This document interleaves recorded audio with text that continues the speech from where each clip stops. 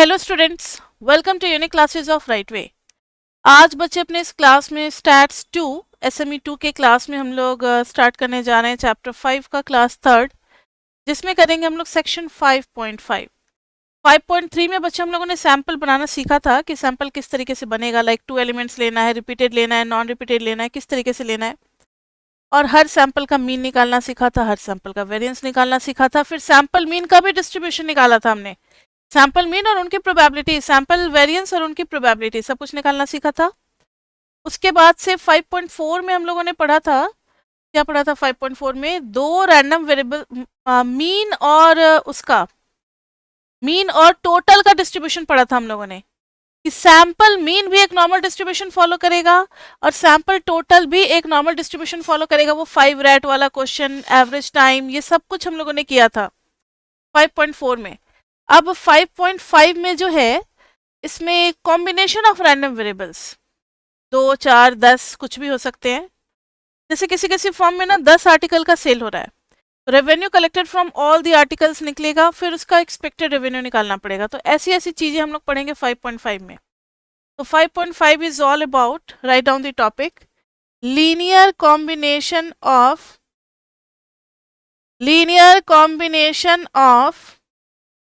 random variables, linear combination of random variables, random variables का linear combination। ठीक है, तो चलो पहले स्टार्ट करते हैं हम लोग। इसका कुछ थ्योरी लिख लेते हैं, फिर समझेंगे। Let x1 comma x2 comma dot dot dot dot dot comma xn have mean values. ये सब अलग अलग डिस्ट्रीब्यूशन से आ रहे हैं। हैव मीन वैल्यूज, सबकी मीन वैल्यूज अलग अलग है। μ1 μ2 dot dot dot dot dot μn respectively and variances b sigma 1 square, sigma 2 square dot dot dot dot dot sigma n square। सबका वेरिएंस अलग अलग है। अब आप ये कंफ्यूज मत करना कि x1 से xn जो है ना, एक सैंपल के एलिमेंट्स है, ये आपको नहीं सोचना है। ये एक सैंपल नहीं है, ये रैंडम वेरिएबल है। मतलब x1 हो सकता है revenue from the first factory, x2 हो सकता है revenue from the second goods, इसी तरीके से xn हो सकता है revenue from the nth goods. अगर 50 आइटम हमारे शॉप पे सेल हो रही है, तो वहां पर सबका अलग अलग अलग अलग जो रेवेन्यू आएगा वो सब है x1 x2 xn। हर रेवेन्यू का अपना क्या होगा, एक पॉपुलेशन मीन होगा और अपना क्या होगा, वेरिएंस भी होगा। समझ में आ गई बात? तो x1 से xn एक सैंपल के एलिमेंट्स नहीं है, ये सब अलग अलग रैंडम वेरिएबल हैं। x1 का अपना एक अलग सैंपल होगा, x1 के अंदर में जाओगे तो वहां पे एक अलग सैंपल होगा, x2 के अंदर में एक अलग सैंपल होगा। समझ में आ रही है बात? तो ये n कैटेगरीज अलग अलग हैं। लेट, क्वेश्चन करेंगे ना तो और ज्यादा क्लियर होगा। Let a1 x1 plus a2 x2 plus dot dot dot an xn, what is this? Linear combination of random variables. Linear क्यों? लीनियर क्यों? क्योंकि सबका पावर क्या है, देखना बच्चे, 1 है। सबका पावर क्या है, 1 है। आप चैप्टर 14 में पढ़ोगे, 12 13 में भी पढ़ोगे एमएमई में, लीनियर कॉम्बिनेशन। अगर किसी दो चीज को किसी कांस्टेंट से मल्टीप्लाई करके प्लस या माइनस करो तो वो लीनियर कॉम्बिनेशन कहलाता है, क्योंकि सबका पावर क्या है, 1 1 1 1 1 और कांस्टेंट है, और प्लस माइनस कर दिया तो ये लीनियर कॉम्बिनेशन कहलाएगा। तो y is called linear combination of random variables. Rule 1, rule one कहता है expectancy of y is equal to, expectancy of y is equal to expectancy of, तो इसका प्रूफ भी हम लोग कर सकते हैं ना, कोई बात नहीं, चलो निकाल ही लेते हैं। Expectancy of a1 x1 plus a2 x2 से लेकर के an xn। अब एक्सपेक्टेंसी टूटेगा प्लस में, तो expectancy of a1 x1 plus expectancy of a2 x2 plus dot dot dot dot dot expectancy of an xn। a1 आ जाएगा बाहर, expectancy of x1, समझ में आ रहा है ना। a2 आ जाएगा बाहर, एक्सपेक्टेंसी ऑफ x2। इसी तरीके से an आ जाएगा बाहर, expectancy of xn। This will B a1। और फर्स्ट की एक्सपेक्टेड वैल्यू क्या है, कोई मुझे हेल्प करेगा। फर्स्ट की एक्सपेक्टेड वैल्यू क्या, एक्सपेक्टेंसी ऑफ x1 की जगह क्या लिखेंगे, जल्दी बताओ।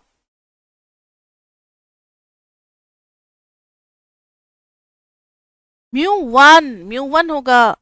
This is expectancy of first variable, this is expectancy of second variable, like this way, ठीक है। सबको पुट करेंगे तो a1 mu one plus a2 mu two dot dot dot dot dot an mu n। ठीक है बच्चे। तो एक्सपेक्टेड वैल्यू ऑफ y क्या हो जाएगा, तो एक रूल मिल गया हमें, एक्सपेक्टेड वैल्यू ऑफ, इस तरीके से रूल को लिख लो ताकि एक ही बार में पढ़ोगे तो समझ में आ जाएगा। Expectancy of a1 x1 plus a2 x2 से लेकर के, ये सब क्वेश्चन में यूज होगा, xn is equal to a1 mu one plus a2 mu two से लेकर के an mu n।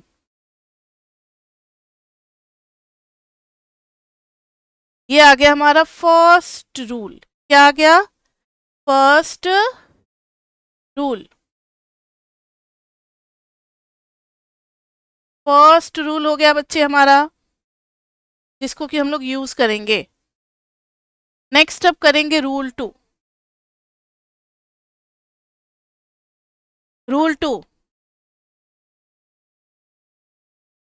If x1 x2 dot dot dot dot xn are independent, अगर सारे रैंडम वेरिएबल इंडिपेंडेंट है, x1 से लेकर के xn तक अगर सारे रैंडम वेरिएबल इंडिपेंडेंट है, then variance of y is equal to, ध्यान से देखना, पहले सॉल्व कर देते हैं फिर रूल को इसी तरीके से बॉक्स में येलो से शेड करके लिख देंगे। वेरिएंस ऑफ y क्या हो जाएगा, वेरिएंस ऑफ, अभी हम लोग ध्यान रहे इसी को सारे रूल में यूज कर रहे हैं, लीनियर कॉम्बिनेशन को ना, सेम लीनियर कॉम्बिनेशन को हम लोग हर रूल में यूज कर रहे हैं। तो यहाँ आ जाएगा a1 x1 plus a2 x2 से लेकर के कहाँ तक, an xn। अब वेरिएंस का रूल कहता है इंडिपेंडेंट है तो अलग अलग ब्रेक हो जाएंगे सारे, a1 x1 plus variance of a2 x2, कोई कोवेरिएंस वाला टर्म नहीं आएगा। कोवेरिएंस वाला टर्म आता ना, 2 into covariance of x1 x2, फिर 2 into covariance of x1 x3 x2 x3, जितने भी दो दो वाले पेयर बनते सबका कोवेरिएंस आता। लेकिन इंडिपेंडेंट जो लिख दिया है इस वजह से कोवेरिएंस हो जाएगा 0, तो कोवेरिएंस वाला टर्म लिखने की जरूरत नहीं है। क्लियर बच्चे।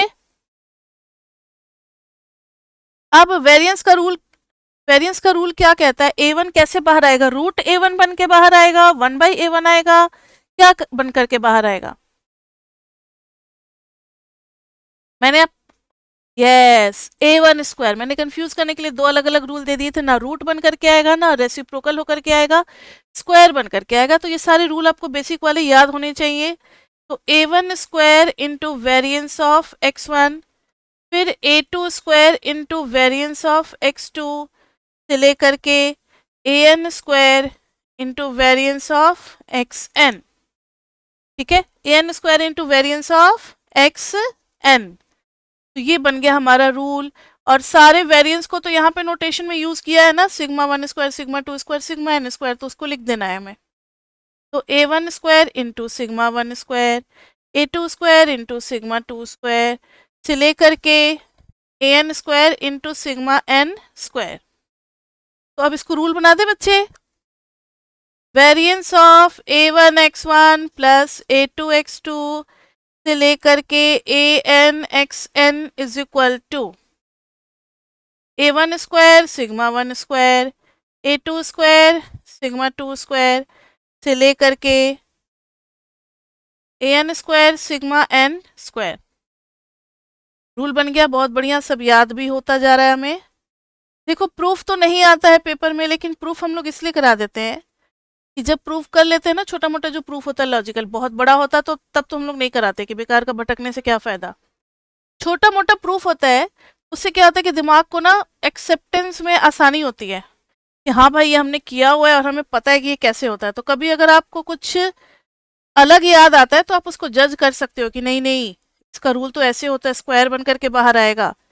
वेरिएंस में अब आपको याद है तो स्क्वायर बन करके बाहर आएगा, एक ही बार करने की जरूरत है बस। वैसे आप लोग खुद ही बहुत इंटेलिजेंट बच्चे और डीयू में एडमिशन मिला है, का मतलब ये है कि आप लोग 12th तक काफ़ी अच्छा बेस बना होगा, इंटेलिजेंट बच्चे हो। लेकिन फिर भी मैंने अच्छे अच्छे इंटेलिजेंट बच्चों को लुढ़कते हुए देखा है, क्योंकि ये ऐसा एज होता है ना, इस एज में पढ़ाई में मन बहुत बच्चों का भटक जाता है, नहीं लगता है, दोस्त बनाने का मन करता है, दोस्तों से बात करने का मन करता है, इधर उधर की जितनी बातें कर लो पढ़ाई में थोड़ा सा वो ढीले पड़ जाते हैं। तो बस बच्चे 3 साल और आपको, इसमें से 1 साल तो अब निकल ही चुका है, 2 साल इसके बाद और 3 साल बस बढ़िया से पढ़ लो, फिर कैरियर बन जाएगा, जो भी बनना होगा कैरियर, अच्छा बुरा। फिर बाद में आप अपने आप को दोष तो नहीं दोगे कि मैंने अपनी तरफ से कोई कसर छोड़ दी। कई बच्चे होते हैं जो कॉलेज टाइम में नहीं ढंग से पढ़ते हैं तो बाद में फिर वो रोते हैं कि काश मैंने अच्छे से पढ़ा होता, तो ये ना हो इसलिए अभी पढ़ लो। तो ये हो गया an square into sigma n square. कहाँ से कहाँ भटक जाते हैं, नहीं। रूल 3, फर्स्ट ईयर के बच्चे ना, उनको मुझे मन करता है समझाने का, क्योंकि थोड़े से वो नटखट होते हैं। उन लोगों को गलत फहमी होती है कि अब तो हम कॉलेज में आ गए हैं, कॉलेज में तो बिना पढ़े ही पास हो जाते हैं, पढ़ने की जरूरत नहीं है। लेकिन आप लोग ई कॉमर्स के बच्चे हो, कॉमर्स कोर्स के बच्चे हो, आप लोगों को इतना फ्रीडम नहीं मिलता है। पहले आप अपना काम कर लो, फिर जो सेमेस्टर ब्रेक होता है ना उसमें जी भर के अपना एंजॉय करो। चलो rule 3, if x1 x2 dot dot dot xn are dependent. अब अगर डिपेंडेंट है तो कोवेरियंस आएगा, जरूर आएगा। Then variance of a1 x1 plus a2 x2 dot dot dot dot dot an xn is equal to हो जाएगा, उसी तरीके से टूटेगा, बस यहाँ पे हर जगह ऐड होता जाएगा। मतलब a1 square variance of x1 plus a2 square into variance of x2 an square into variance of xn plus 2 into covariance of xi xj लिख देते हैं हम, 2 into covariance of xi xj, 2 के साथ ai aj भी आ जाएगा, और ऐसे बहुत सारे होंगे तो इनका डबल समेशन ले लेते हैं। ऐसे पता नहीं कितने पेयर बनेंगे, दो दो का पेयर तो बहुत सारा बन जाएगा, सारा पेयर लिखना पॉसिबल नहीं, इसलिए डबल समेशन ले लिया। ये अपने आप सारे पेयर लेंगे, कभी आई चेंज होगा फिर कभी जे चेंज होगा। डबल समेशन का मतलब होता है बच्चे, अभी आई को बदल करके देखो 1 to n, फिर जे को बदल करके देखो 1 to n। एक मिनट पेयर लिखने दो, जे को 1 to n, आई को 1 to n, अपने आप आइडिया मिल जाएगा। ठीक है, आई को 1 फिक्स कर दो, जे को बदलो 1 to n, तो a1 a2 a1 a3 a1 a4 a1 an तक चले जाएंगे। और फिर जे को बदल दो या आई को बदल दो तो फिर a2 a1 a2 a3 a2 a4 like this वे, इस तरीके से चलेगा। तो ये अपने आप सारी वैल्यूज ले लेता है। तो ये बस एक रूल है जो कि आपको याद रखना है। और कोवेरियंस का रूल तो आप लोगों ने पढ़ रखा है ना, covariance of x1 x2 is equal to expectancy of x1 into x2 minus expectancy of x1 into expectancy of x2। ये कहाँ पढ़ा था आपने, फॉर्मूला याद आ रहा है किसी को? इस सेमेस्टर में मैंने नहीं पढ़ा है। हाँ 5.2 में था ये। कोवेरियंस हम लोग निकालते थे, कोरिलेशन निकालने के लिए कोवेरियंस की जरूरत पड़ती थी ना, 5.2 में हम लोगों ने पढ़ा था। कोवेरियंस का शॉर्टकट फॉर्मूला है ये। और भी होता है, एक और फॉर्मूला होता था कोवेरियंस का, दूसरा वाला फॉर्मूला किसी को याद है? कोवेरियंस ऑफ x1 x2 के लिए होता था expectancy of x1 minus mu of x1 into x2 minus mu of x2, इनके प्रोडक्ट का एक्सपेक्टेंसी। लेकिन ये थोड़ा जब प्रूफ वगैरह करना होता था ना, थियोरी, तो थ्योरी में ये यूज़ करते हैं, लेकिन प्रैक्टिकली न्यूमेरिकल में ये वाला फॉर्मूला हमें आसान लगता है, तो न्यूमेरिकली ऊपर वाला यूज़ करेंगे, तो आपको ऊपर वाला ही ध्यान देना है। कभी कभी थ्योरी में प्रूफ करने के लिए नीचे वाला यूज़ हो जाता है, लेकिन अब वो सारी थ्योरी ख़त्म हो चुकी है, इसलिए नीचे वाले फॉर्मूला का उतना यूज़ है नहीं। तो चलो, ये 3 रूल हमें याद हो गए किसके, लीनियर कॉम्बिनेशन के। तो अब एक एग्जाम्पल हम लोग कर सकते हैं 5.29। 5.29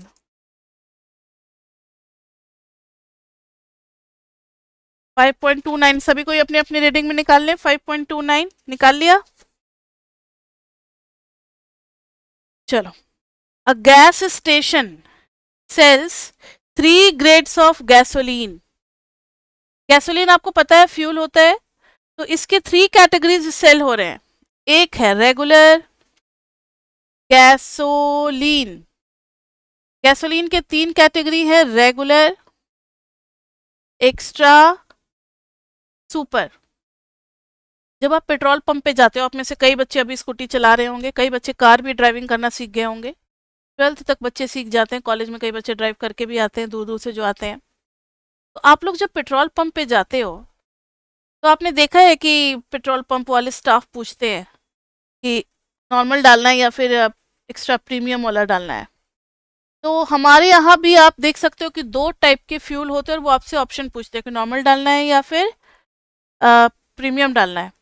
नॉर्मल में क्या होता है कि थोड़ा सा रेट कम होता है, उससे थोड़ा ज़्यादा अल्ट्रा फिल्टर्ड होता है एक्स्ट्रा प्रीमियम, थोड़ा सा रेट ज़्यादा होता है। माइलेज उसमें कम होता है एक्स्ट्रा प्रीमियम में, लेकिन हमारे इंजन को ज़्यादा प्रोटेक्ट करता है। मतलब 1 लीटर में वो थोड़ा कम किलोमीटर चलेगा, 2-3 किलोमीटर कम चलेगा नॉर्मल वाले से, लेकिन हमारे मशीन को अच्छा फीड हो रहा है, अच्छा खाना मिल रहा है, तो हमारी मशीन अच्छी रहती है। तो बहुत लोग एक्स्ट्रा प्रीमियम डलवाते हैं, लेकिन बहुत लोग नॉर्मल ही डलवाते हैं, जिनको बहुत ज़्यादा ओवर यूज़ नहीं करना, मशीन कम चल रहा है, तो नॉर्मल भी डलवा लेते हैं, आसपास चलने के लिए इतना भी काफ़ी है। ठीक है, तो यहाँ पर 3 टाइप के हैं, रेगुलर, एक्स्ट्रा और सुपर। Priced, these are priced at $3। Price है गैसोलीन, प्राइस दे रखा है $3 है रेगुलर का, और $3.2 है एक्स्ट्रा का, $3.4 है पर गैलन, ये सारे पर गैलन है respectively. Let x1, x2, x3 denote the amount of these grades purchased gallons on a particular day। Amount कितना है, क्वांटिटी, दैट मीन्स क्वांटिटी की बात हो रही है। तो मान लो कि क्वांटिटी है x1 गैलन रेगुलर का परचेज किया गया है, x2 गैलन एक्स्ट्रा का, x3 गैलन सुपर का। Denote the amount of these grades purchased on a particular day. Suppose Xi's are independent with μ1 दे रखा है, μ1 दे रखा है कितना 1000, μ2 दे रखा है कितना 500, μ3 कितना दे रखा है, x की सारी वैल्यूज हैं 300, सिग्मा 1 ये दे रखा है 100, सिग्मा 2 कितना दे रखा है 80, सिग्मा 3 दे रखा है 50, और ये सब एक्सेस के हैं, मतलब एक्स डिस्ट्रीब्यूशन का ही पॉपुलेशन मीन है, एक्स डिस्ट्रीब्यूशन का ही एक्स डिस्ट्रीब्यूशन का ही ठीक है पॉपुलेशन मीन है, और एक्स डिस्ट्रीब्यूशन का ही पॉपुलेशन स्टैंडर्ड डेविएशन है। अब सीधा क्वेश्चन होगा आपका पेपर में, find expected revenue. Find expected revenue, ऐसे क्वेश्चन आते हैं बच्चे आपके पेपर में, तो ध्यान दें। क्वेश्चन कितना लंबा चौड़ा देख लिया ना। सबसे पहले हम लिखेंगे let R be the revenue from all the revenue from all types of gasoline. कोई मुझे बताएगा रेवेन्यू फंक्शन कैसे बनेगा? Revenue function will be equal to, देखो 1 गैलन का $3 है, अगर आपने x1 गैलन सेल किया है तो आपका रेवेन्यू कलेक्शन कितना होगा 3 इंटू x1, तो 3x1 पहले से रेवेन्यू कलेक्शन होगा, दूसरे से 3.2 इंटू x2, तीसरे से 3.4 इंटू x3, ये हो गया रेवेन्यू।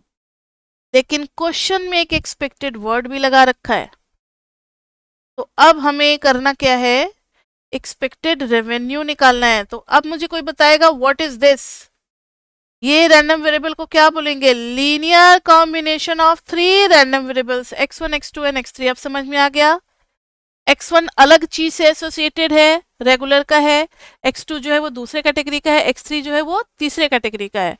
तीनों का सम हो गया है रेवेन्यू। और अब हम लोग एक्सपेक्टेड रेवेन्यू निकालने जा रहे हैं, तो अब फॉर्मूला लगेगा लीनियर कॉम्बिनेशन वाला, 3 into μ1 plus 3.2 into μ2 plus 3.4 into μ3। ठीक है, आप डायरेक्टली भी लिख सकते हो या आप एक दो स्टेप शो करके भी लिख सकते हो, लाइक ऐसे भी आप लिख सकते हो, थोड़ा ज़्यादा इम्प्रेसिव लगेगा। 3x1 plus 3.2 x2 plus 3.4 x3, फिर आप बाहर में निकाल देना 3 into expectancy of x1 plus 3.2 into expectancy of x2 plus 3.4 into expectancy of x3। This is 3 into μ1 plus 3.2 into μ2 plus 3.4 into μ3। अब सबकी वैल्यू डाल दो। μ1 की वैल्यू कितनी है, 3 इंटू ये रही वैल्यू, तीनों को पुट कर देना है, 1000 plus 3.2 into 500 plus 3.4 into 300। Solve करोगे एक्सपेक्टेड रेवेन्यू कितनी आ जाएगी, डॉलर हाँ 5620। सिर्फ एक्सपेक्टेड रेवेन्यू नहीं, वेरिएंस भी पूछा है, वेरिएंस ऑफ रेवेन्यू।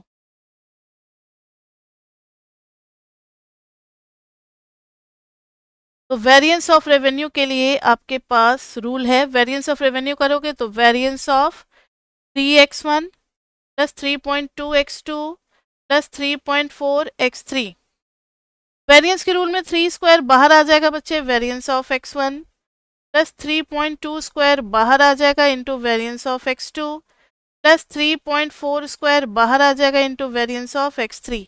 और तीनों का वेरिएंस देखो ना, दिया हुआ है हमें, नहीं वेरिएंस नहीं दिया हुआ, स्टैंडर्ड डिवीजन ध्यान रहे, स्क्वायर करके डालेंगे 100 का स्क्वायर, 80 का स्क्वायर और 50 का स्क्वायर। तो पहले वाले में डालेंगे 9 इंटू 100 का स्क्वायर, दूसरे वाले में 3.2 स्क्वायर इंटू कितने का था, 80 था ना, हाँ 80 और 50, 80 का स्क्वायर प्लस 3.4 का स्क्वायर इंटू 50 का स्क्वायर। अब कई बच्चे सोचते हैं कि मैम ये स्क्वायर स्क्वायर करके डाल रही है, सीधा स्टैंडर्ड डिवीजन ही क्यों नहीं निकाल देते हैं। तो बच्चे स्टैंडर्ड डिवीजन के बीच में डायरेक्टली कोई रिलेशनशिप नहीं होता है, डायरेक्ट रिलेशनशिप किस में होता है, वेरिएंस में होता है। तो पहले हम लोग वेरिएंस निकालते हैं और अगर स्टैंडर्ड डिवीजन पूछा हो तो फिर लास्ट में अंडर रूट ले लेते हैं। तो दिस इज 184436। अब अगर स्टैंडर्ड डिवीजन चाहिए तो आप निकाल सकते हो। अभी क्या, अगर पहले भी स्टैंडर्ड डिवीजन पूछा होता तो भी हम पहले वेरिएंस से निकालते, फिर root under variance of revenue करते, दिया जाता root under 184436, this will be dollar 429.46, 429.46। Clear बच्चे, लीनियर कॉम्बिनेशन का पहला आ गया समझ में, हेलो आ गया समझ में। इस लीनियर कॉम्बिनेशन में क्या खास बात थी कि सब कुछ प्लस प्लस में दिख रहा था, कभी अगर माइनस में आ जाए तो घबराने वाली बात नहीं है, इसलिए बुक वाले ना उसको अलग तरीके से समझा रहे हैं। द नेक्स्ट टॉपिक लिखना, the difference between two random variables. Difference के लिए क्या रूल है, कभी कभी डिफरेंस भी हो जाता है हमारा random variable. Let y is equal to x1 minus x2 be a random variable, ये भी है तो लीनियर कॉम्बिनेशन ही बच्चे। a1 x1 plus a2 x2 में a1 क्या है 1 है और a2 क्या है -1 है, तो a1 a2 भी हमारा क्या है रैंडम, मतलब ये भी x1 minus x2 is also a random variable, linear combination वाला। अब अगर आपको एक्सपेक्टेंसी चाहिए तो expectancy of x1 minus x2, तो देखो ना ये टूट जाएगा expectancy of x1 minus expectancy of x2 में।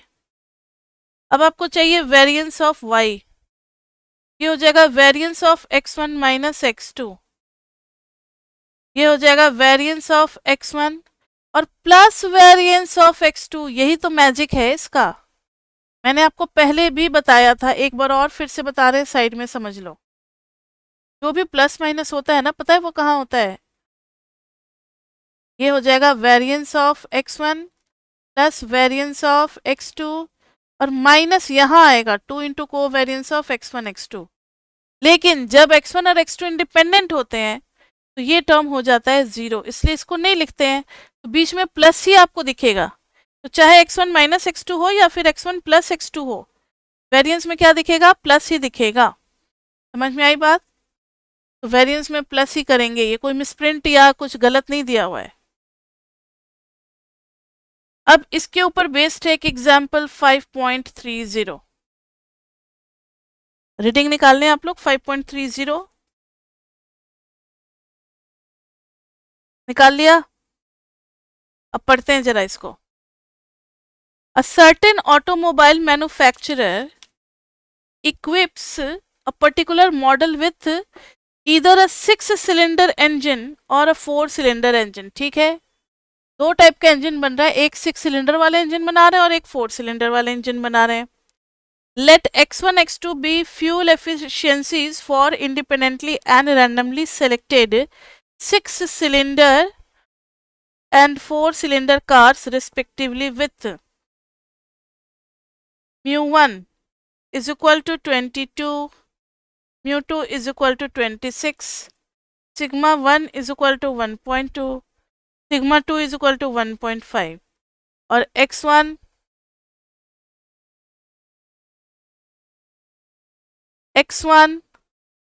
x2 ये दोनों क्या है? फ्यूल एफिशिएंसीज है, फ्यूल एफिशिएंसीज। अब पूछा क्या है देखते हैं जरा। ठीक है, तो find expected difference between fuel efficiencies and their variance also, मतलब उनके डिफरेंस का वेरिएंस ऑल्सो। तो ध्यान से देखो, लिखेंगे let y represent a random variable for difference between fuel efficiencies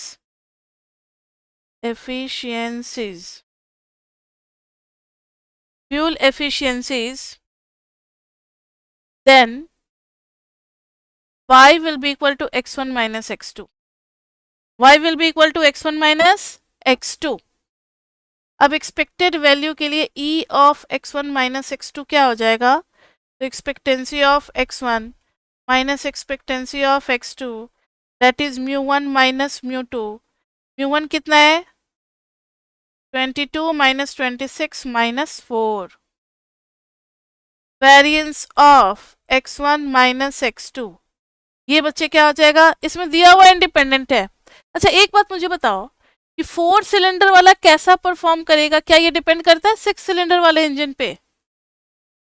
नहीं बच्चे, दोनों इंजन अलग अलग है। एक में 4 सिलेंडर है, एक में 6 सिलेंडर है। 4 सिलेंडर वाले का अपना परफॉर्मेंस होगा, 6 सिलेंडर वाले का अपना एफिशिएंसी होगा। दोनों का कोई भी मतलब कोई भी कनेक्शन नहीं है। Both are not dependent on each other, both are independent, इसलिए कोवेरिएंस वाला टर्म नहीं आएगा। तो वेरिएंस ऑफ x1 x2।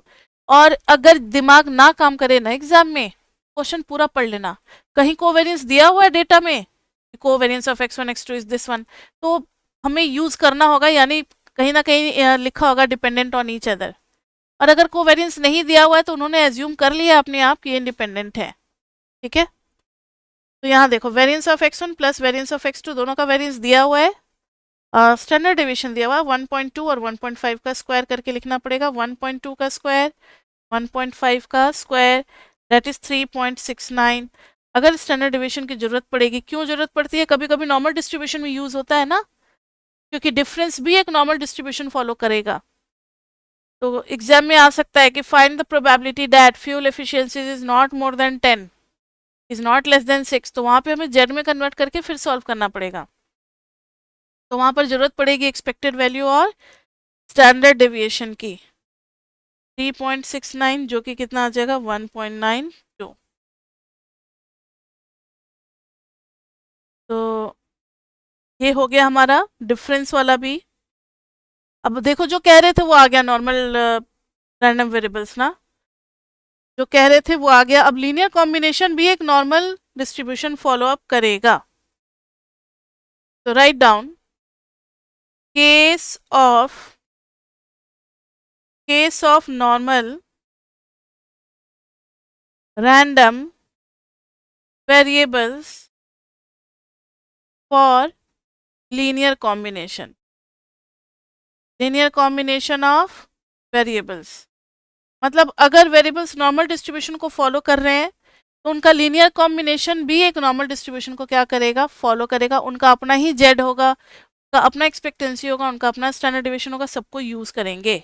ठीक है बच्चे, तो write down let x1 x2 ...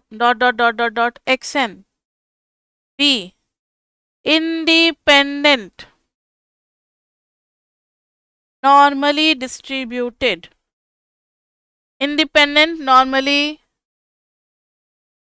distributed random variables with mu1 mu2 mun means and variances sigma 1 square sigma 2 square sigma n square, ये सब इंडिपेंडेंट रैंडम वेरिएबल्स है। then any linear combination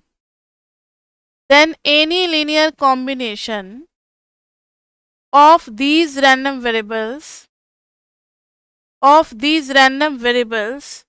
also has a normal distribution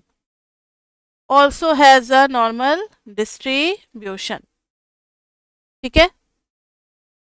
अब इसके ऊपर based हम लोग करेंगे अभी एग्जाम्पल 5.31 निकाल लो। यस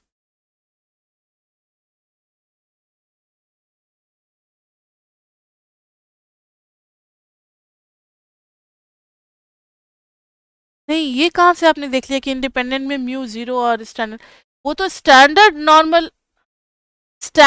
नॉर्मल डिस्ट्रीब्यूशन में म्यू हमेशा जीरो होता है और जेड का म्यू हमेशा जीरो होता है और वेरिएंस क्या होता है 1 होता है।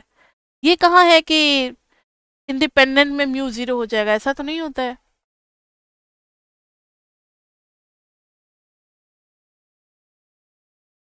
स्टैंडर्ड नहीं लिखा है ना मैंने वर्ड, स्टैंडर्ड नॉर्मल डिस्ट्रीब्यूशन में होता है 0 और 1। ठीक है, अब आप लोग इसको नोट में लिख लो कहीं। अच्छा हुआ आपने पूछ लिया, कई बच्चों को हो सकता है कंफ्यूजन हो। बच्चे देखो जो डाउट पूछा है बच्चों ने, आप लोग भी नोट कर लो। स्टैंडर्ड नॉर्मल डिस्ट्रीब्यूशन में जेड जो होता है उसका मीन होता है 0 और वेरिएंस होता है 1। This is the place for mu, this is the place for sigma square. लेकिन सिर्फ नॉर्मल वेरिएट है तो इसका अपना हो सकता है अलग अलग। नॉर्मल वेरिएट स्टैंडर्ड में होता है 0 और 1 फिक्स होता है। ठीक है, और नॉन स्टैंडर्ड में कुछ भी हो सकता है। आई बात समझ में। अब एक एग्जाम्पल करने जा रहे हैं 5.31। ये कंटिन्यूड एग्जाम्पल 5.29 वही गैसोलीन वाला है, वही वाला continued example 5.29। The total revenue is this are normally distributed। बस क्वेश्चन पूछा है, उसी में कुछ ऐड कर दो part. Find probability for revenue exceeds $4,500। $4500, ये क्वेश्चन है। 4500 से ज़्यादा हो जाए एक्सपेक्टेड रेवेन्यू, इसकी क्या पॉसिबिलिटी है या इसकी क्या प्रोबेबिलिटी है? तो बच्चे सारा ये अगर पार्ट पूछ देगा तो जितना हमने 5.29 में किया था वो सारे पार्ट्स करने पड़ेंगे। 5.29 में हमने y बनाया था, क्या बना था y हमारा, याद है आपको? y जो था पहले वाले गैसोलीन का था 3.0 प्राइस था इंटू x1 पर गैलन, दूसरे वाले का था 3.2 into x2 plus 3.4 into x3, ये रेवेन्यू फंक्शन हो गया। फिर हमने इसकी एक्सपेक्टेंसी निकाल ली थी तो डायरेक्टली यूज कर लेते हैं, ठीक है। एक्सपेक्टेंसी ऑफ y निकाल ही लिया है हम लोगों ने और स्टैंडर्ड डिविएशन ऑफ y भी निकाल लिया है। ज़्यादा दूर है नहीं, बस थोड़ा सा पीछे चलते हैं। 5.29 दिस वन एग्जाम्पल देखो तो इसमें expected revenue is how much, 5620, इसको कहीं नोट कर लो, और standard deviation is how much, 429.46, 5620 429.46। तो ये हो जाएगा expected y is equal to 5620 और स्टैंडर्ड डिविएशन ऑफ y कितना हो जाएगा, 429.46। अब इन्होंने जो पूछा है कि प्रोबेबिलिटी फॉर y एक्सीड्स 4500, मतलब 4500 से ज़्यादा रेवेन्यू हो, इसकी प्रोबेबिलिटी निकालनी है। $4500 से ज़्यादा रेवेन्यू हो, इसकी प्रोबेबिलिटी निकालनी है। तो हम इसको कन्वर्ट कर देंगे z में, और z is greater than z1, where z1 corresponding उसका नॉर्मल डिस्ट्रीब्यूशन बना लेंगे। z1 is equal to Z1 is connected with this 4500 ना, दोनों के बीच में तो कनेक्शन होगा। तो Z1 is equal to 4500 minus expected revenue upon standard deviation of revenue. Z का डिस्ट्रीब्यूशन होता है revenue minus expected revenue by standard deviation of revenue. जो भी वेरिएबल आप ला रहे हो उसमें से उसकी एक्सपेक्टेड वैल्यू सब्ट्रैक्ट होगी और डिवाइडेड होगा किससे, स्टैंडर्ड डिविएशन से। बस अब सारी वैल्यूज को हमें इसमें पुट कर देना है। तो देखो 4500 का अपना ही Z1 होता है, रिलेटेड होता है ना, simple distribution with normal distribution. तो ये y z तभी होगा जब इस 4500 को भी Z1 पे कन्वर्ट करेंगे। और z का फॉर्मूला क्या होता है, z इज इक्वल टू कोई भी है, मान लो कि कुछ भी वियर्ड सा चीज ही ले लो, Z1 is equal to school, तो minus expected value of school upon standard deviation of school. इससे आप समझ चुके हो कि किसी भी रैंडम वेरिएबल का अगर हम डिफरेंस ले ले कहाँ से, एक्सपेक्टेंसी से, और डिवाइड कर दे स्टैंडर्ड डिविएशन से, तो वो हमें दे देगा z यानी कि नॉर्मल डिस्ट्रीब्यूशन। तो अब इसमें हम लोगों को बस वैल्यू पुट कर देना है। तो Z1 is equal to 4500 minus ये रही expected value 5620 and what is standard deviation 429.46। Solve कर लो इसको, Z1 कितना आ गया, सॉल्व करने के बाद माइनस, ठीक है, उसको अप्रोक्सीमेट करके -2.61 लिख सकते हैं हम लोग, ठीक है, अप्रोक्सीमेट कर दिया। अब है probability Z for greater than Z1, कैसा डायग्राम बनेगा, Z1 इज नेगेटिव ना, तो -2.61, इसके राइट का पूरा एरिया चाहिए। Z is greater than Z1, तो राइट का एरिया चाहिए, and that is equal to PZ greater than -2.61 is equal to 1 minus 5 of -2.61, क्योंकि 5 तो उसके लेफ्ट का सारा एरिया देता है और टोटल एरिया इज 1 में से अगर उसके लेफ्ट का एरिया माइनस कर लेंगे तो राइट का एरिया मिल जाएगा। तो 1 माइनस 5 ऑफ -2.61, क्लियर। इसको जब सॉल्व करोगे टेबल देखने आता है, मैंने बताया था 2 पेज का टेबल होगा। लेफ्ट में देखोगे -2.61, लेफ्ट में ऐसे 2 पेजेस का टेबल है, लेफ्ट में देखोगे तो -2.6 के सामने 0.01 के सामने देखो तो क्या दिख रहा है, देख करके बताओ तो कितना एरिया आ रहा है। टेबल होना चाहिए, मैंने लास्ट क्लास में बोला था कि नेक्स्ट क्लास में सबके पास टेबल होना चाहिए, क्योंकि हम लोग उसको रेफर करके सॉल्यूशन करेंगे क्लास में। तब आप लोग मुझे बताएं कि what is the value of 5 of -2.61, table में से देख के बताओ, है टेबल सबके पास।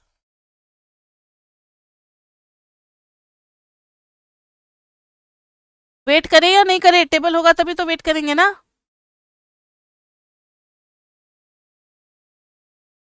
ठीक है, 0.0045 बिल्कुल सही है। तो ये आ जाएगा 0.9955। This is the probability. तो आपने देखा कि लीनियर कॉम्बिनेशन का भी नॉर्मल डिस्ट्रीब्यूशन बना करके प्रोबेबिलिटी में हम लोग यूज कर सकते हैं। ये था 5.31।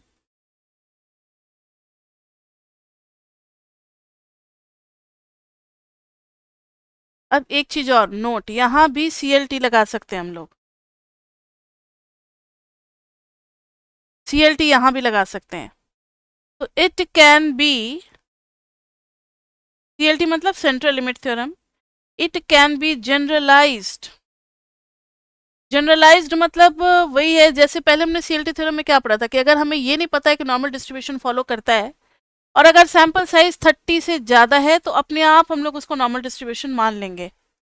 तो यहाँ भी अगर किसी क्वेश्चन में नहीं देता है कि नॉर्मल डिस्ट्रीब्यूशन फॉलो करता है, जैसे अभी तक जितने भी क्वेश्चन किए ना सब में दिया रहता था, देखो ये सब नॉर्मल डिस्ट्रीब्यूशन है, सबका मीन दिया हुआ है, ये नॉर्मल डिस्ट्रीब्यूशन का स्टैंडर्ड डेविएशन है, ठीक है, ये नॉर्मल डिस्ट्रीब्यूशन का म्यू है, ये सब दिया रहता है, तो हम लोग डायरेक्टली उसको यूज़ कर देते हैं।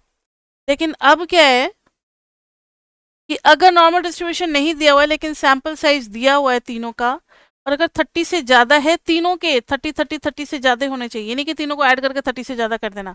पहला वाला का मान लो 32 है, दूसरे वाले का सैंपल साइज 35 है, तीसरे वाले का 80 है, तीनों ही 30 से बड़े हैं, तो फिर हम लोग नॉर्मल डिस्ट्रीब्यूशन कर सकते हैं। तो it can be generalized to certain linear combination. Linear combination में भी ये चीज़ लगता है, certain linear combination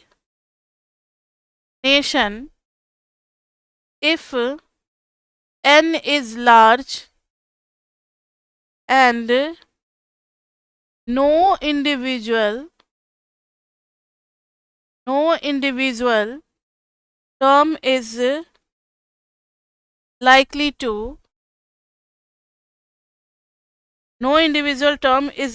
to if n is large and no individual term is likely to contribute too much to the overall value, then y has approximately a normal distribution। ठीक है, मतलब linear combination में तीनों का देखेंगे, तीनों अगर 30 से ज़्यादा है तो फिर हम लोग उसको नॉर्मल डिस्ट्रीब्यूशन यूज़ कर देंगे। तो यही है CLT। इसी का लैंग्वेज थोड़ा अलग से बुक में दिया हुआ है, लेकिन हम लोग CLT इसी तरीके से लगाते हैं, किसमें? लीनियर कॉम्बिनेशन में। अब एक लास्ट टॉपिक है आपके इस सेक्शन में। Yes,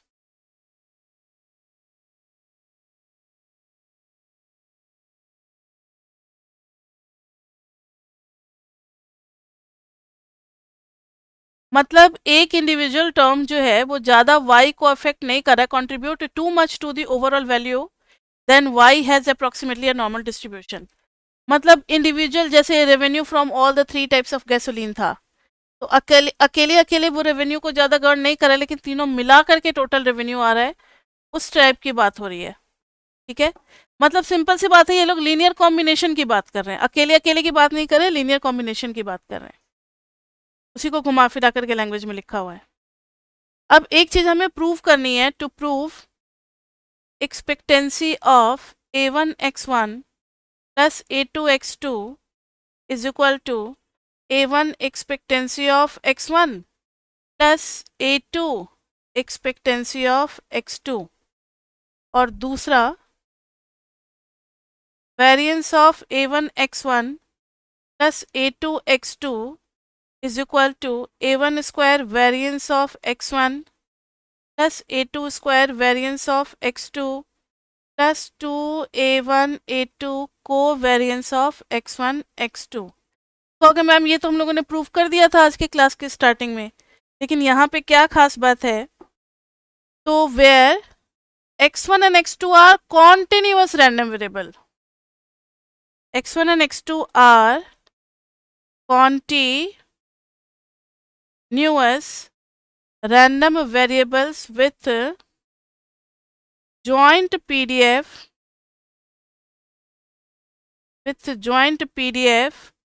fx1 x2. अब कॉन्टिन्यूअस है ना, तो समेशन से बात नहीं बनेगी, हमें इंटीग्रेशन करना पड़ेगा, बस यही है बात, समझ में आ गई। अब कॉन्टिन्यूअस है तो हमें इंटीग्रेशन का हेल्प लेना पड़ेगा, और यहाँ पर दो रैंडम वेरिएबल है x1 और x2, तो ये बाई वेरिएट हो गया, तो डबल इंटीग्रेशन लेना पड़ेगा, यानी expectancy of a1 x1 plus a2 x2। अब ये उन बच्चों को ज़्यादा समझ में आ रहा होगा जिन्होंने लास्ट सेमेस्टर में चैप्टर 5 का सेक्शन 1 पढ़ा था, 5.1, उसमें ये चीज़ें करवाई गई हैं। तो क्या मेथड होता है बच्चे? डबल इंटीग्रेशन, जिसकी भी एक्सपेक्टेंसी निकालनी है उसको रख देते हैं, और फिर उसके साथ जॉइंट PDF मल्टीप्लाई कर देते हैं, फिर dx1 dx2 दोनों की वैल्यू, क्योंकि हम लोग थ्योरी कर रहे हैं इसलिए -∞ to ∞ दोनों की वैल्यू ले लेंगे, कोई न्यूमेरिकल तो है नहीं कि गिवन हो वैल्यूज। अब आगे ध्यान से देखना, ये a1 तो कांस्टेंट है, इसको तोड़ेंगे हम लोग, किसके बेसिस पे तोड़ेंगे? तो ध्यान से देखो, एक बार a1 x1 इन सब के साथ अलग होगा, एक बार a2 x2 इन सब के साथ अलग होगा, तो लिखेंगे a1 बाहर, double integration -∞ to ∞, -∞ to ∞, x1 into f of x1 x2 into dx1 dx2 plus a2 बाहर होगा, डबल इंटीग्रेशन -∞ to ∞,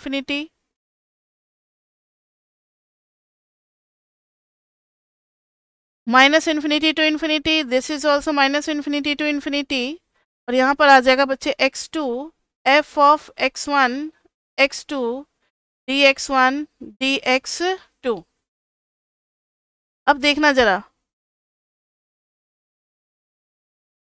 ये f ऑफ x1 x2 को अगर हम dx2 के रिस्पेक्ट में इंटीग्रेट कर देंगे, अगर dx2 के रिस्पेक्ट में इंटीग्रेट कर देंगे तो ये क्या हो जाएगा? किसी को याद है? अगर किसी जॉइंट PDF को किसी एक वेरिएबल के रिस्पेक्ट में अगर इंटीग्रेट कर देते हैं तो हमें क्या मिलता है? दूसरे वेरिएबल का मार्जिनल PDF, याद है या नहीं? अगर हमें मार्जिनल PDF चाहिए होता था, मतलब marginal distribution with respect to x, तो हम क्या करते थे? y के साथ इंटीग्रेट कर देते थे, याद है? dy लगा करके इंटीग्रेट कर देते थे। अगर हमें मार्जिनल डिस्ट्रीब्यूशन ऑफ y चाहिए तो फिर हम dx के साथ इंटीग्रेट कर देते थे। तो यहाँ पर f ऑफ dx2 होगा, तो इंटीग्रेशन के बाद क्या बचेगा? ये इंटीग्रेशन -∞ to ∞ x1, और ये बच जाएगा marginal distribution with respect to x1। ये जो ऐसे थोड़ा सा लिख करके नीचे कर देते हैं, that means it is marginal distribution, और dx1 तो यूज हुआ ही नहीं, तो dx1 रह गया। वैसे ही यहाँ पर a2, और अगर ज्वाइंट को dx2 के रिस्पेक्ट में, dx2 के रिस्पेक्ट नहीं, इस बार dx1 के रिस्पेक्ट में, सॉरी देखो गलत हो गया, इसके साथ करना है, इसके साथ करना है, dx1 के साथ करना है, तो एक इंटीग्रेशन रह जाएगा, एक इंटीग्रेशन तो यूज हो जाएगा x2, और ये बन जाएगा marginal distribution with respect to x2। अब ध्यान से देखो, ये है PDF ऑफ x2, ये है x2 और ये है dx2, अगर इंटीग्रेट करेंगे तो क्या बन जाएगा? ये एक्सपेक्टेंसी ऑफ x2 नहीं आ जाएगा? किसी भी वेरिएबल को उसी के डिस्ट्रीब्यूशन के साथ अगर इंटीग्रेट कर दोगे तो वो क्या आ जाता है? एक्सपेक्टेंसी, और यहाँ पर क्या आ जाएगा? a1 into expectancy of x1, तो हो नहीं गया प्रूफ? ये इजी था, बस थोड़ा सा बीच में टिपिकल ये था कि f को एक बार dx2 के रिस्पेक्ट में, क्योंकि यहाँ पर x1 है, ध्यान से देखना कैसे, अगर गड़बड़ हो जाए तो कैसे चेक करोगे? x1 है तो हमें marginal distribution with respect to x1 चाहिए, यानी यहाँ x2 के साथ पेयर बना करके इंटीग्रेट करेंगे। यहाँ पर बच्चे वेरिएबल में x2 है तो हमें मार्जिनल डिस्ट्रीब्यूशन x2 वाला चाहिए, तो हम x1 के रिस्पेक्ट में इंटीग्रेट करेंगे। समझ में आ गई बात? अब सेकंड है वेरिएंस वाली बात।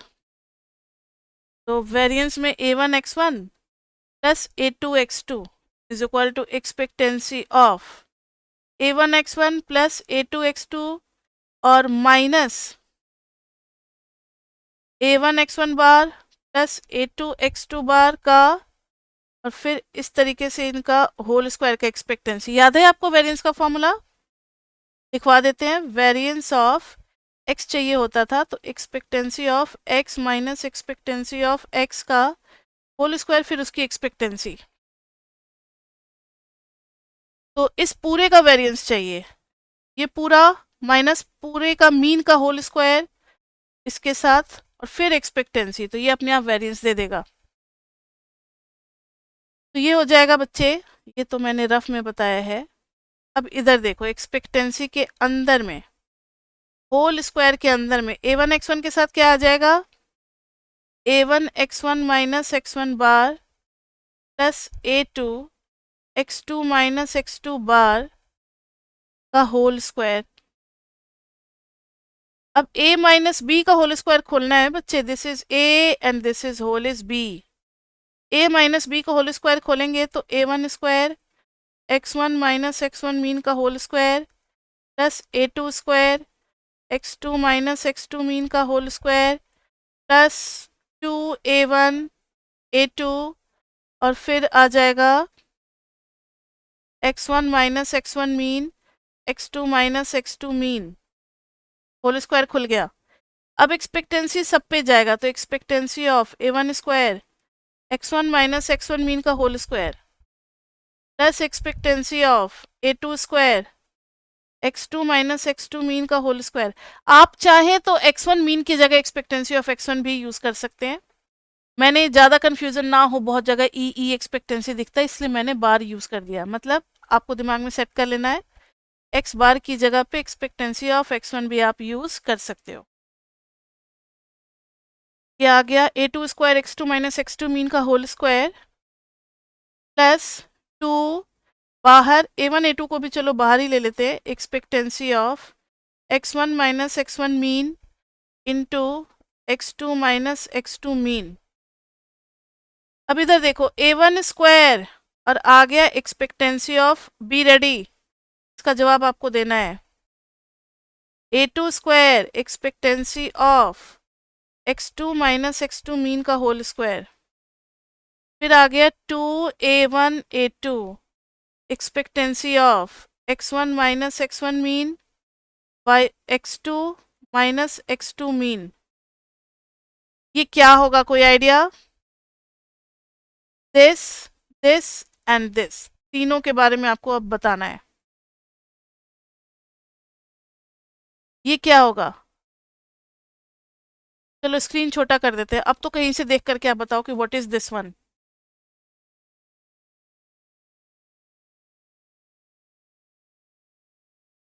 क्या है? स्क्रीन लैग कर रहा है? अच्छा, बाकी बच्चों के साथ भी प्रॉब्लम है क्या? ठीक है, तो आपका नेटवर्क में होगा। अगर सबके साथ प्रॉब्लम होता है तो हम फिर से मीटिंग स्टार्ट कर देते, लेकिन शायद और के साथ ठीक है तो ठीक है, कोई बात नहीं। तो अगर वो लैग कर रहा है तो यहाँ देखो, थोड़ी देर बाद भी तो आपको मिल ही जाएगा ना, यहाँ देखो। और नहीं तो फिर यूट्यूब से पढ़ लेना रिकॉर्डेड। ये देखो रिकॉर्डेड में फिर ये सब प्रॉब्लम नहीं होता है। वेरिएंस ऑफ एक्स, ये रहा फॉर्मूला, ये भी तो वही है ना, x1 माइनस x1 मीन का होल स्क्वायर की expectancy, so this is variance of x1। Similarly a2 square, what is this? x2 में से x2 मीन का होल स्क्वायर फिर उसकी एक्सपेक्टेंसी, तो variance of x2 plus 2a1 a2 and what is this? ये हम आप लोगों के भरोसे छोड़े, बताओ तो जल्दी ये क्या होता है। पता लग जाएगा किस किस ने लास्ट सेमेस्टर में पढ़ाई की है। आज भी वैसे मैंने ये फॉर्मूला बताया है। हाँ, कोवेरिएंस होता है। This is covariance of x1 x2। ठीक है, यही तो हमें प्रूफ करना था, हो गया प्रूफ। देखो सेकंड में कहाँ गया, a1 square variance of x1 a2 square variance of x2 और ये कोवेरिएंस x1 x2, हो गया प्रूफ। तो बस कुछ नहीं था, a1 प्लस a2 का होल स्क्वायर, एक बार पहले टर्म्स को रीअरेंज कर देना है, इसको इसके साथ, इसको इसके साथ, और फिर दो टर्म अलग अलग बना करके होल स्क्वायर को ब्रेक कर देना है, फिर अपने आप वो सारी चीज़ें अरेंज होती रहेंगी। तो बच्चे इतना ही है हमारा 5 इसमें 5 में। चैप्टर 5 में हर चीज़ों को अलग अलग सेक्शन में डिवाइड कर दिया है, कोई सेक्शन काफ़ी ज़्यादा टाइम लेता है, कोई कम लेता है, लेकिन अब चैप्टर 5 हमारा हो गया है कंप्लीट सिर्फ डिवोर्स से। अब बाकी के 2 बुक्स हैं, कौन कौन से बुक्स हैं इसमें, एक मिनट सिलेबस देखते हैं। हॉग तो हमारा खैर पिछले सेमेस्टर में भी था, और एक बार एंडरसन भी है। तो हॉग से हमें करना है 5.6 और एंडरसन से करना है 7.8। तो 5.6 और 7.8 पे अब हम लोग लगेंगे, उसके बाद से हमारा यूनिट 1 कंप्लीट हो जाएगा, और फिर हम लोग करेंगे पीपी और असाइनमेंट।